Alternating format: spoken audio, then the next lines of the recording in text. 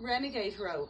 So presuming you only have one weight at home, I'm going to show you how to do a single arm renegade row. If you have two dumbbells of the same weight, you can, or kettlebells, you can use both of them and alternate them at the same time, but I'll just demonstrate a single arm one, okay?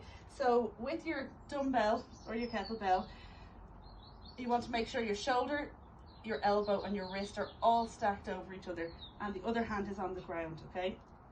Bring your feet back, make sure that there's a nice wide gap so that you're nice and stable.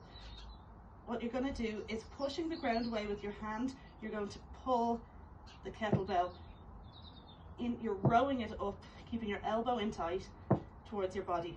Now what you don't want to see there is too much hip movement. You're squeezing everything in your core to keep your hips as steady as possible. There'll be a certain amount of movement, but in general, shoulders are above the wrists and you're rowing and keeping your body as steady as you can.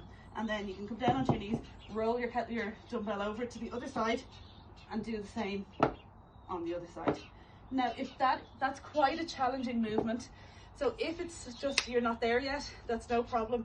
You can do it without the weights in the form of shoulder taps. So same thing, so you're on all fours, your legs are hip width apart, shoulders over your wrists, bringing your feet back a little wider and holding really steady at the hips.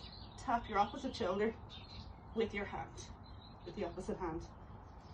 And if again you find that too challenging, you can do your renegade rows back with your weights on your knees, okay? So shoulders above the wrists and your knees are below your hips, okay? And rowing the weight, keeping your elbow in tight towards your body, keeping everything nice and steady here in the middle, and rolling over and doing the same on the other side.